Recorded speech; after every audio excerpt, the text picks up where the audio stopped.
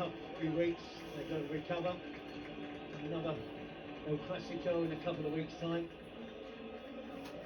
to decide the league title. Is there anything left now for Real Madrid in a tough month or so? Yeah, we have that fourth Clasico of the season, the final one of the La Liga season in just about 15 days' time, nearly 14 days' time for UK viewers as we come up to midnight in the UK, 5 to 1 in the morning in Seville. And that will be on Premier Sports 1 from Barcelona, of course, as they won 4-0 at the Bernabeu earlier on in the campaign. Despite defeat tonight, and they still have La Liga in their sights around Madrid. Carlo Ancelotti, a manager with more titles than any other in Madrid history. Yeah, 4 points the deficit at the moment, so important that they win their next game, which is at home to Celta Vigo. They've got recovery in time for that one, and then hope it's a maximum 4 points. Can't be any more when they play Barcelona. If they can win that, then they're back in it. Barcelona do have some tricky fixtures to play in La Liga. Espanyol away, it's a derby. Villarreal at home, they're going to the Champions League. Athletic Club away on the last day of the season, so it spills and thrills before the season ends. Beaten for a third time by Barcelona this season. Do you think they'll head to Barcelona believing they can win that game still? It will be tough mentally for Ancelotti to convince his players that in that game they're playing away from home. I am presuming that players have suffered injuries in this game tonight that might keep them out for a game or two in La Liga as well. Fernando Monti, I have no doubt. And how is Kylian Mbappe going to be after? Watched him at half-time, could barely move. He was really hobbling when he came on. That spirit and heart and determination and the adrenaline got him through the second half period, pretty anonymous in the extra time period, but he'd give it his last shot tonight.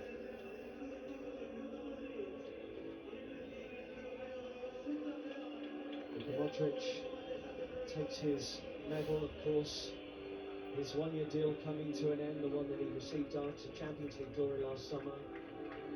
Plenty of questions around this Real Madrid group.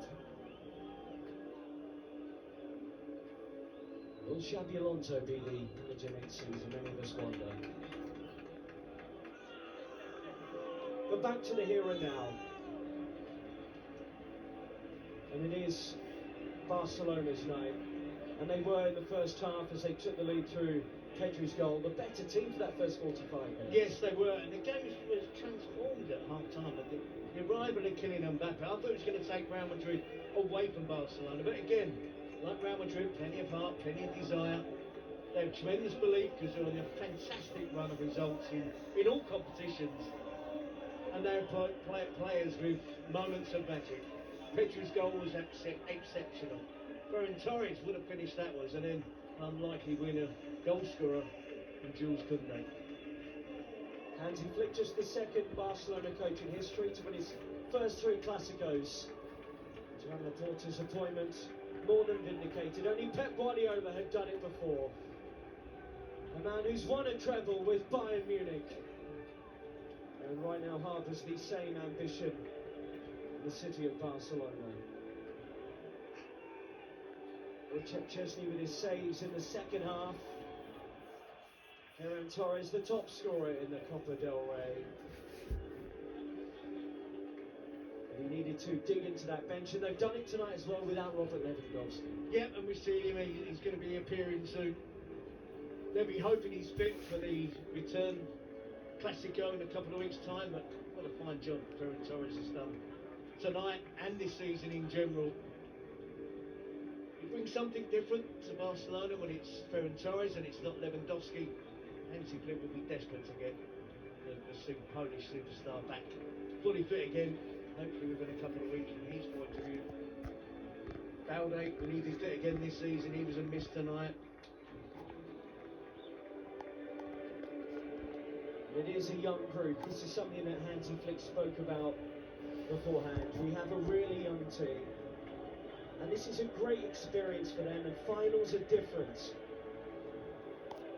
Kept saying his players had to enjoy it, and Oh, with Lamine Yamal's enjoying it, isn't he? Yeah, you need sunglasses in Sevilla about 12 hours ago, but not this time of night, and certainly not two pairs, but he's having fun.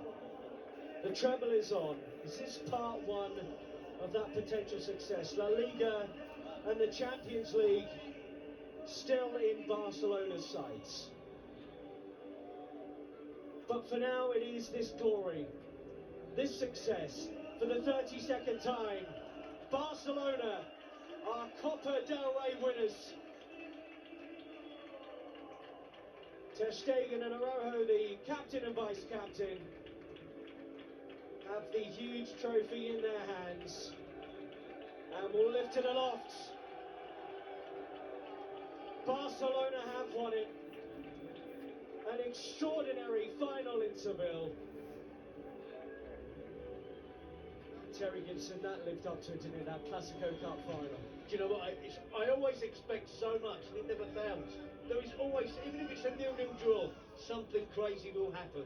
You have some of the best players in the world playing in these two teams, and when they come together, such is that rivalry, it never disappoints. And it didn't tonight. 3-2, extra time, thought we're heading to penalties, but Barcelona won it at the death. And it's been a fantastic spectacle, and everything I expected and more. Recently returning captain Marc-Andre Ter Stegen, Ronald Araujo, the vice, skipping down the steps together to celebrate with their teammates. But they'll have to focus because the Champions League's on the horizon next. Inter Milan away. For now, they can enjoy this in Seville. Thank you so much for your company on Premier Sports this evening. It lived up to the hype and more. The leaders with their teammates. Glory for Barcelona once again in the Copa del Rey. Thank you so much for joining us, and we'll see you in a couple of weeks for the next Clasico in La Liga on Premier Sports.